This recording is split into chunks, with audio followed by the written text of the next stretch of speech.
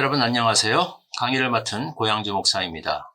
오늘부터 4차례에 걸쳐서 역사, 지리, 고고학으로 성경의 본문을 어떻게 좀 더 풍성하게 그리고 깊이 있게 이해할 수 있겠는가 하는 시도를 해보려고 합니다. 오늘은 그 첫 번째 시간으로서 적과 꿀이 흐르는 땅 그리고 약속의 땅이라는 두 가지 주제에 관해서 이야기를 해보겠습니다.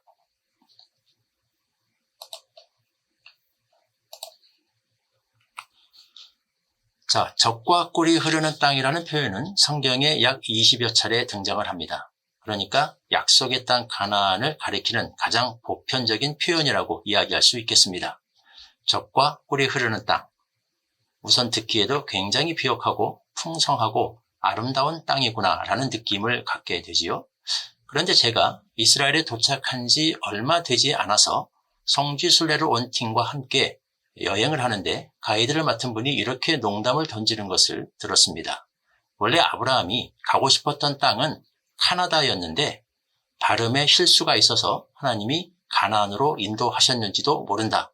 이렇게 농담을 던지는 것이었습니다. 자, 왜 이런 농담이 오가게 될까요? 그것은 적과 꿀이 흐르는 그런 아름답고 비옥한 땅이라는 기대를 가지고 막상 이스라엘을 방문해서 전국을 돌아다 볼 때에 이 표현에 대해서 의구심이 생긴다는 것입니다. 땅에 정말 적과 꿀이 흐르는 그런 아름답고 비옥한 땅을 볼 수 있을 것인가 라는 기대를 가지고 왔는데 막상 돌아다 보면 그렇지 않다는 것이죠. 북쪽을 방문할 때는 조금 수공이 갈 수 있을지도 모르겠습니다. 나름대로 숲이 우거져 있고 강도 있고 호수도 있고 심지어 폭포도 있는 땅이기 때문에 이 정도면 이런 표현을 쓸 수도 있겠다라고 수긍을 할 수도 있겠다는 것입니다. 그러나 남쪽을 여행해 보면 이 말에 대해서 정말 의구심을 갖게 됩니다. 특히 이스라엘은 국토의 50%에 육박하는 그런 땅이 소위 광야라고 불리는 매우 척박한 지형으로 구성이 되어 있습니다. 그렇다면 도대체 이런 땅을 가리켜서 어떻게 적과 꿀이 흐르는 땅이라고 표현할 수 있단 말인가 라는 의구심을 가지게 되는 것이 당연하다는 것입니다. 자, 성경은 거짓을 기록한 책이 아니고 진리를 기록한 책입니다. 성경에 나와 있는 모든 말들은 다 사실인 것이죠. 그렇다면 우리는 이 표현에 대해서 해석을 할 수밖에 없는 것입니다. 적과 꿀이 흐르는 땅, 도대체 어떤 의도로 성경은 이스라엘, 가나안 땅을 이렇게 일컫고 있는 것일까요? 첫 번째로 생각할 것은 이 땅은 정착이 가능한 땅이다. 즉 지리 문화적인 측면에서 이렇게 표현했다라고 하는 것입니다. 대부분 이스라엘이 비옥한 땅이다라는 사실을 받아들이지 못하시는 분들은 비교 대상을 자신이 거주해 왔던 그 환경, 특별히 매우 아름답고 비옥한 땅과 비교하기 때문에 그런 느낌을 갖게 되는 것이 사실입니다. 이를테면 우리 한국만 해도 금수강산이라고 불릴 만큼 매우 땅이 비옥하고 아름답지요. 자, 이렇게 금수강산에서 살던 사람이 이스라엘을 방문해서 둘러보면 그렇게 한국보다 뛰어난 것 같지도 않은데 이것을 과연 적과 꿀이 흐르는 땅이라고까지 표현할 수 있겠는가라는 의구심을 갖게 된다는 것입니다. 그러나 적과 꿀이 흐르는 땅이라는 성경의 표현을 이해하기 위해서 우리는 고대 근동의 지리적인 맥락 속으로 들어갈 필요가 있습니다. 여러분들이 지금 지도에서 보시는 것이 고대 근동의 지도이고요. 가나안 땅은 이 고대 근동의 한 부분에 속합니다. 지도를 보면 매우 광대한 영토가 기술이 되어 있습니다만은 그러나 이 고대 근동에서 실제로 사람이 정착해서 농사를 지으며 살 수 있는 지역은 매우 한정되어 있었습니다. 그것은 고대 근동은 매우 고도가 높은 험준 산령과 그리고 뜨거운 온도를 지닌 사막으로 둘러싸여 있는 지형이 많은 부분을 차지하고 있기 때문이었습니다. 우선 지도에서 보기에도 아래쪽에 시로 아라비아 사막이라고 불리는 거대한 사막이 위치해 있고요. 오른쪽에는 쿠르디스탄 산맥, 왼쪽으로는 타우루스 산맥이 이렇게 둘러싸고 있습니다. 이런 지역은 인간이 거주하기에 매우 불편한 지역입니다. 결국 이런 지형들 사이에 끼어 있는 제한된 지역만이 사람이 정착해서 살 수 있는 그런 환경을 갖추고 있다는 것입니다. 자, 그 지역을 빨간 선으로 표시해 보면 이런 형태가 나옵니다. 아마도 여러분들이 지리책이나 혹은 역사책에서 자주 보셨을 그런 내용입니다. 기름진 초승달이라고 우리가 부르는 지역이지요. 즉 고대 근동에서 사람이 살 수 있는 그런 땅은 사실은 이렇게 제한된 지역이라는 것입니다. 그렇게 보면 가나안 땅은 이 지역에 분명히 들어가 있는 비옥한 땅이다라고 우리가 말할 수 있게 된다는 것입니다. 자, 그러니까 오늘날에 우리가 살고 있는 그런 좋은 환경을 비교 대상으로 삼지 않고 고대 근동의 당시의 그 지리적인 맥락 속에 들어가서 이 표현을 바라다 볼 때 우리는 이 땅이 젖과 꿀이 흐르는 땅이 맞다라는 사실을 받아들일 수 있게 된다는 것입니다. 두 번째로 이것은 목축과 농경이 가능한 땅, 생활 경제적인 측면에서의 표현이다. 이렇게 설명할 수 있다는 것입니다. 자, 젖과 꿀이 흐른다라는 것은 실제로 땅 위에 우유가 흘러가고 벌꿀이 줄줄 흘러가는 그런 표현을 가리키는 것이 아니라 농사와 목축이 가능하다는 표현을 관용적으로 표현한 그런 말이다라는 것입니다. 젖이 흐른다는 것은 목축이 가능하다는 표현입니다. 이스라엘 전체 국토의 50%가 광야에 해당한다고 제가 말씀드렸습니다. 그러나 이 광야는 영어로 데저트라고 표현을 하지만 우리가 데저트라는 단어를 들을 때 흔히 생각하는 그런 모래사막과 같은 황량한 땅이 아닙니다. 히브리어로 이 땅은 미드바르라고 이야기를 하는데요. 자, 이 미드바르라고 하는 것은 양을 먹이다, 목축하다에 해당하는 아람어 다바루에서 파생된 단어입니다. 그러니까 이스라엘의 전체 국토의 50%에 육박하는 그 황량한 땅이라고 불리는 광야 지대는 사실은 목축을 할 수 있는 그런 땅이라는 것입니다. 그래서 젖이 흐르는 땅이라는 표현을 사용했다는 것입니다. 꿀이 흐르는 땅이라는 것은 무엇일까요? 이것은 농사를 가리킵니다.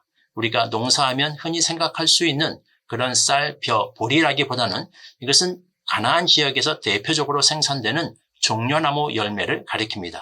성경에 종려나무라고 번역된 이 나무는 정확하게는 대추야자라고 우리가 번역을 해야 되는데요. 생긴 것은 대추처럼 생겼지만 안에 대단히 많은 당분을 포함하고 있어서 정말 맛이 꿀맛과도 같습니다. 처음 드셔보는 분들은 이것을 혹시 설탕에 잰 것이 아닌가 그렇게 질문을 할 정도로 매우 단 과일이 이 종려나무에서 열리는 바로 대추야자입니다. 자, 이것이 땅에 떨어져서 오랜 시간이 지나서 숙성이 되게 되면 거기서부터 진액이 흘러나와서 땅을 적시게 되는데 정말 꿀맛 같은 그런 맛을 지닌 당도가 매우 높은 그런 액체입니다.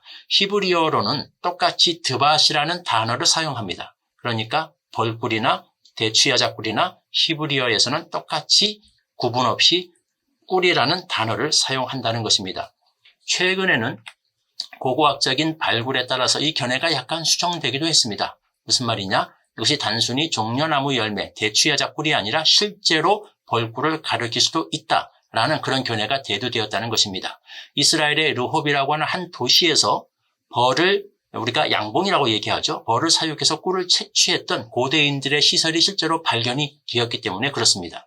여러분들이 사진에서 보는 원통형의 이 기구가 바로 벌들을 기르던 그런 통이 되겠고요. 빨간 화살표로 표시되어 있는 이 부분이 벌이 들어가는 입구가 되겠습니다. 이 안에 이제 벌들이 열심히 일을 해서 꿀을 모으게 되면 사람이 뒤에 있는 뚜껑을 열고 그 안에 있던 벌꿀을 채집을 하게 되는 거죠. 자, 한 장소에서 발견된 시설만 가지고 우리가 추정을 했을 적에 약 150만 마리의 벌, 100개의 벌통이 있었고 연간 0.5톤의 생산량을 지닌 그런 꿀을 이곳에서 채취할 수 있었다라고 합니다. 발견되지 않은 그런 다른 장소에 있었던 벌꿀 시설까지 우리가 감안해 본다면 훨씬 많은 양이 가나안 지역에서 생산이 됐다라고 이야기할 수 있겠죠.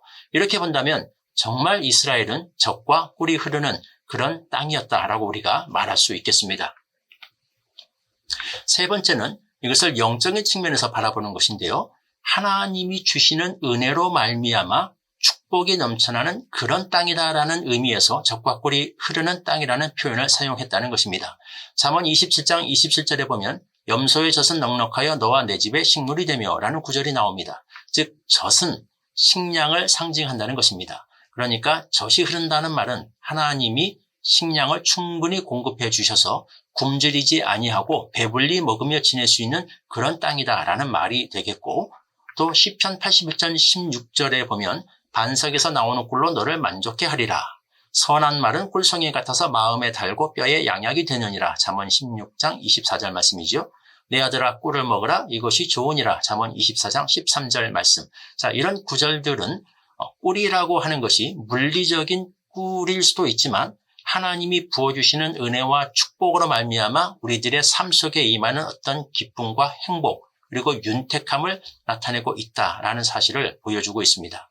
그러니까 적과 꿀이 흐르는 땅이라고 하는 것은 하나님이 부어주시는 은혜와 은총으로 말미암아 먹고 사는데 아무런 문제가 없고 그 삶의 행복과 기쁨과 즐거움과 자유함이 끊이지 않는 그런 곳이다라는 의미를 담고 있다는 것입니다. 자, 이런 영적인 의미로 본다면 심지어 아주 황량한 들판이나 또는 척박한 사막에 텐트를 하나 지어놓고 초가집을 지어놓고 사는 곳이라도 적과 꿀이 흐르는 땅이라고 부를 수가 있을 것입니다. 중요한 것은 하나님이 부어주시는 은혜와 축복이 바로 이 모든 행복과 기쁨의 핵심을 이루고 있기 때문입니다.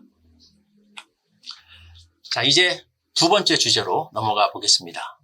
왜 하필 가나안인가? 무슨 말입니까? 하나님께서 하고 많은 땅 중에서 하필이면 가나안 땅을 이스라엘 백성들에게 약속의 땅으로 그렇게 정하신 이유가 무엇일까라는 것입니다. 첫 번째 이유는 사실 우리가 살펴보았습니다. 이 땅이 적과 꿀이 흐르는 땅, 즉 비옥한 땅이기 때문에 그렇다라는 내용이었습니다. 기준을 오늘날에 발달된 그런 사회로 잡지 말고 우리가 살고 있는 그렇게 아주 아름답고 풍요로운 그런 땅으로 너무 높게 잡지 말고 고대 근동의 지리적인 맥락 속에서 살펴보면 분명히 가나안은 비옥한 땅이 맞았다라는 이야기입니다. 그래서 하나님께서 가나안 땅을 약속의 땅으로 선택하셨다는 것이죠. 그러나 단지 가나안이 비옥하기 때문에 하나님께서 가나안을 약속의 땅으로 정하셨는가?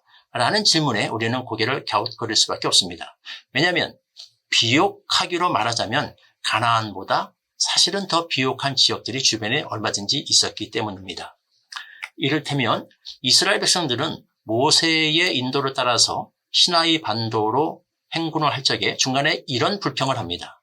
내가 우리를 적과 꿀이 흐르는 땅에서 이끌어내어 광야에서 죽이려 함이 어찌 작은 일이기에. 무슨 말입니까?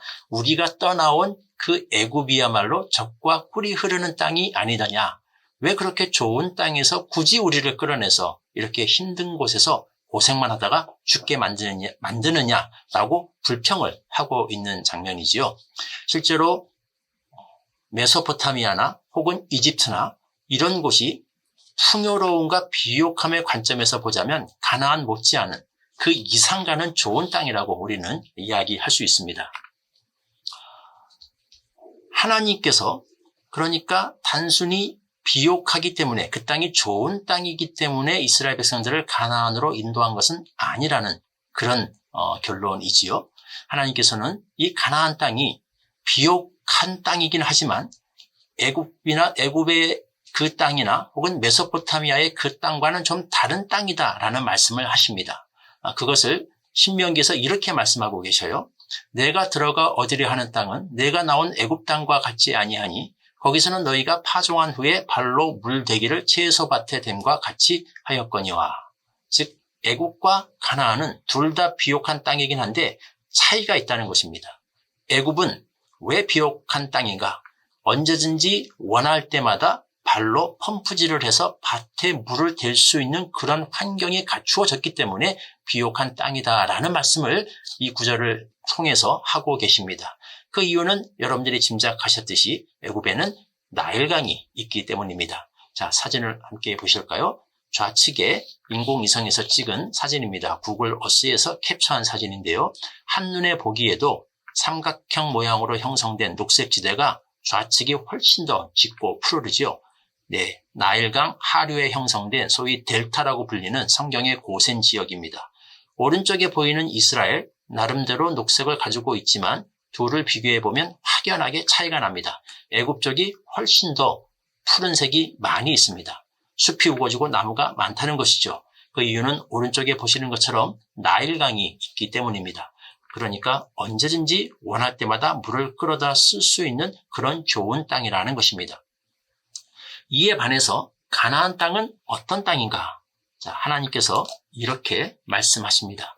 너희가 건너가서 얻을 땅은 산과 골짜기가 있어서 하늘에서 내리는 비를 흡수하는 땅이요 내 하나님 여호와께서 돌보아 주시는 땅이라.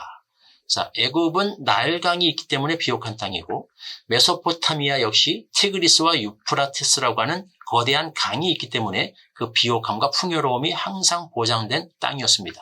반면에 가나안은 비옥한 땅이긴 하지만 그 비옥함이 하늘에서 내리는 비와 매우 밀접하게 얽혀있는 그런 땅이었습니다.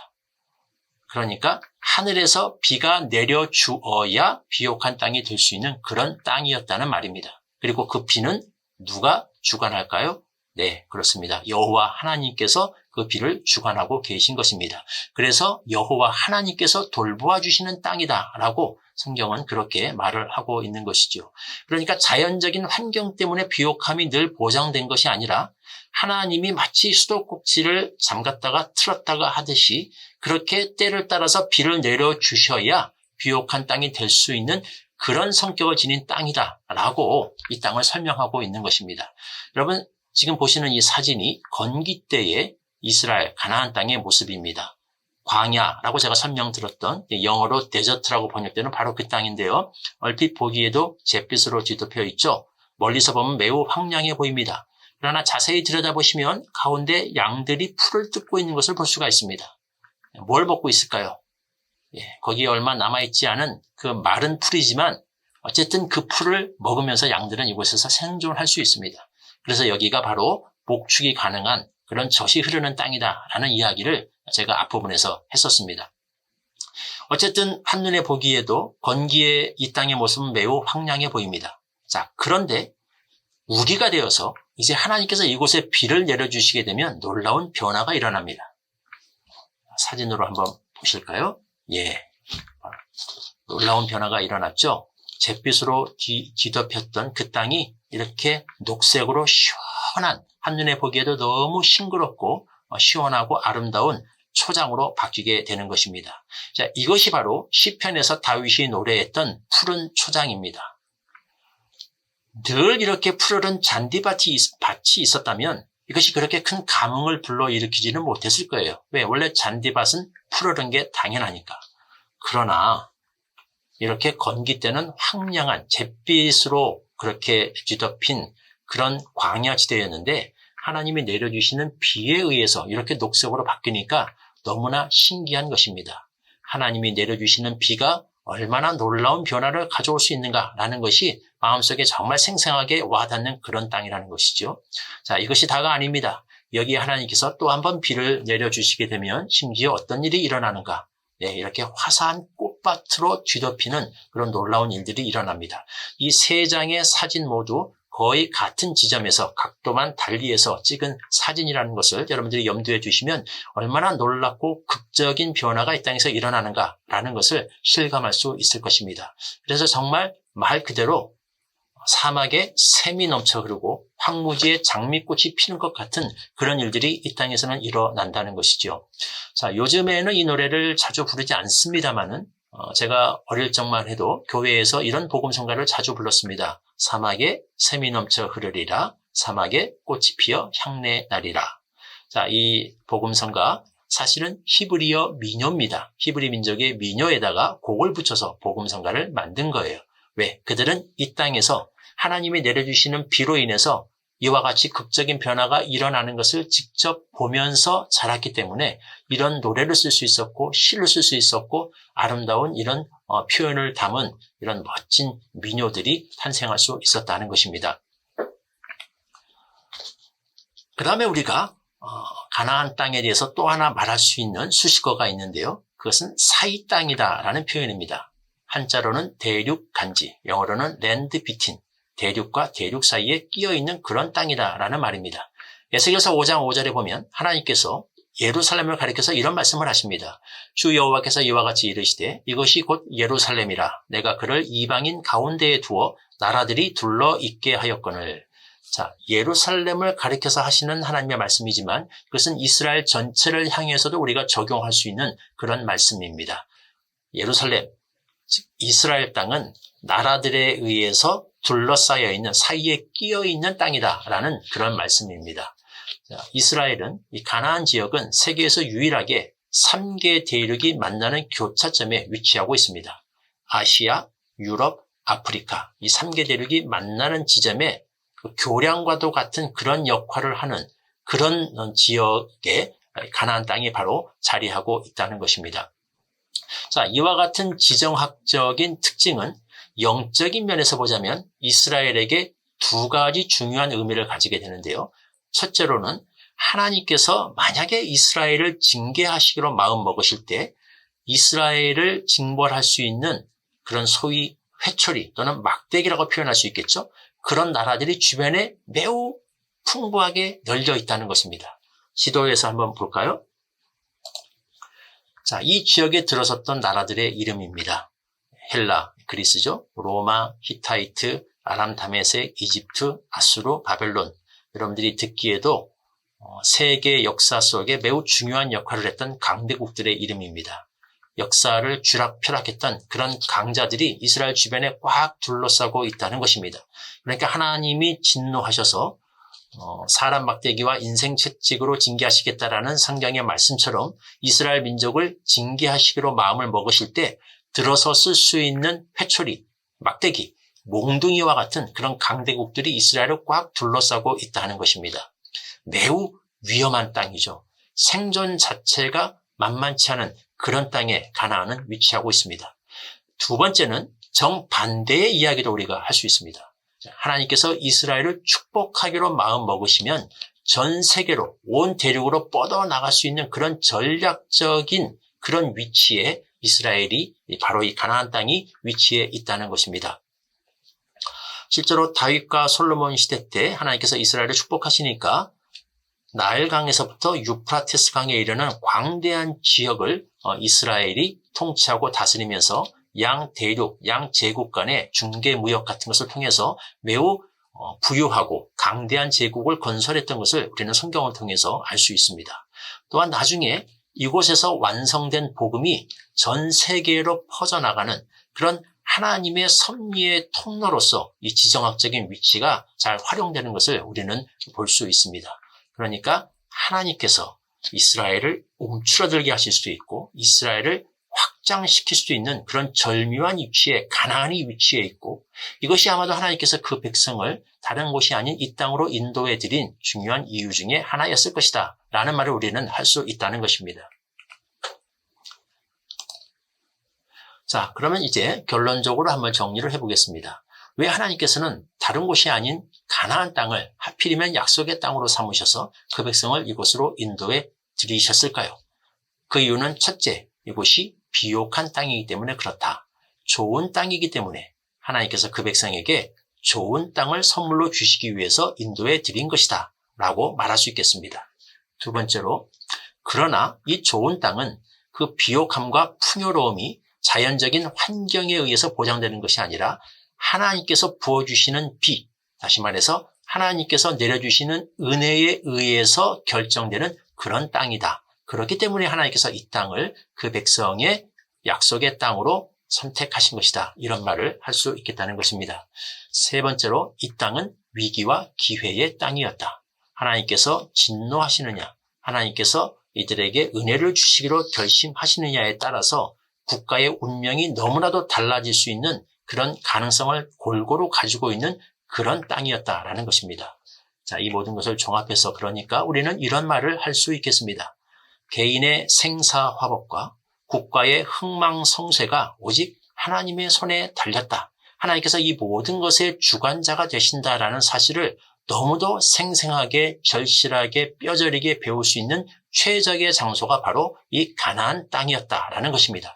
그렇기 때문에 하나님께서 그 백성을 인도하시고 그리고 가르치시고 훈련하시고 영적인 당금질을 하시기에 최적의 땅이 바로 이 가나안 땅이었고 이것이 하나님께서 하고 많은 지역 중에서 하필이면 이곳을 그 백성에게 주실 약속의 땅으로 선택하신 이유였을 것이다 라는 말을 우리는 할 수 있겠다는 것입니다. 네, 이상으로 첫 번째 강의를 마치겠습니다. 감사합니다.